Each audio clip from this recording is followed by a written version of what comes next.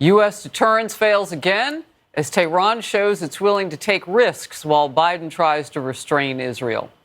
In focus, Florida Republican Congressman Brian Mast, member of the House Foreign Affairs Committee and also the Subcommittee for the Middle East, North Africa, and International Terrorism.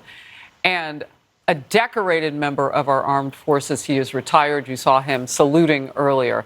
I want to lean on your acumen in terms of that and talk to me about what it means to, as the president told Benjamin Netanyahu and the War Council, take the win.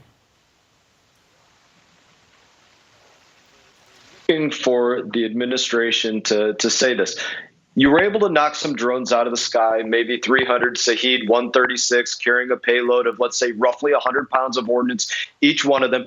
We helped you knock them out of the sky. Let's just leave it at that, and let's allow them to regroup and maybe do something more substantial. Let's allow them to regroup and realize that, as the administration said, they're not going to have your back in retaliating. Let's allow them to regroup while you have 40 Democrats in the House, one of them being Nancy Pelosi, a pretty mainstream Democrat, going out there and saying, let's essentially embargo and sanction Israel in this literal time of war by not transferring any further arms to Israel, which is what the letter they literally wrote last week said. And this is the message that Democrats, the Biden administration, and House Democrats, it's what they're all sending to Iran and to any foreign intelligence agencies out there that are paying attention to this conflict. Look, with all the committees you sit on, I feel like I can ask you this question. We don't have a lot of details, I would imagine, about what North Korea could put on a plane. But it is not outside the bounds that Iran could put a warhead that has a nuclear tip on it and send it wherever it wanted to with some help and maybe 48 hours notice. What would that look like in terms of a game change? And I don't want to telegraph something that hasn't happened yet, but look, they didn't have to give a heads up. What happens when they don't? Slightly outside of your question and say something that's maybe more probable.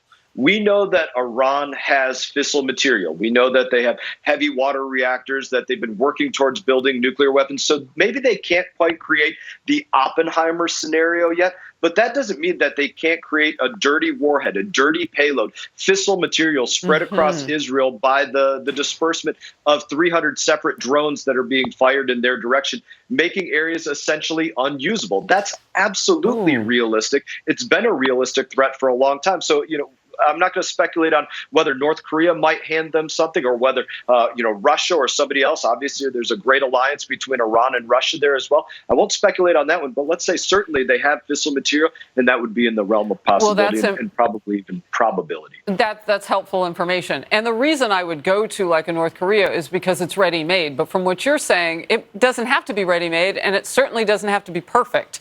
It could be a dirty situation using the materials that they have already on ground. All right. Back in 2020, then candidate Joe Biden called out then President Donald Trump for getting, quote, dangerously close to starting a war with Iran. If you haven't seen it recently, watch this. A president who says he wants to end endless wars in the Middle East is bringing us dangerously close to starting a brand new one. A president who says he wants out of the region sends an additional 18,000 plus troops to deal with a crisis of his own making. An administration that claims its actions have made America safer, in the same breath, urges our citizens to leave Iraq, puts Americans throughout the region on notice because of the increased danger that now exists.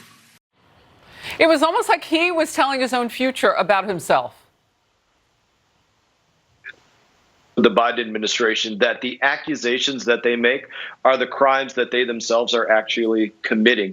And this goes with their foreign policy as well. We see, as many have spoken about, you don't have a peace through strength policy with the Biden administration. It's been characterized many ways, and you don't have to decode what they're saying as well. They're crystal clear with our allies, with America's allies.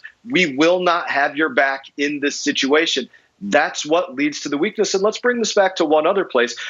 Former CENTCOM General McKenzie, head of CENTCOM under Biden, he has been very clear now that he's out of uniform that the Biden administration quite literally took Iran off the table as a target. He actually characterized it as giving aid and comfort to our enemy. And if you take them off the target list, then they are actually, there's no deterrence for them whatsoever. Why would they do that? And that's what he quantified as very problem, because the Biden administration has no sense of what peace through strength actually means. And that's where, again, McKenzie said it very well himself.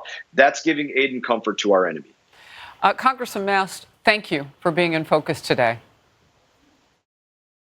Hey everyone, thank you for watching this video. If you enjoyed the video, please click like and subscribe. I will be back on YouTube with more exclusive content, so stay tuned.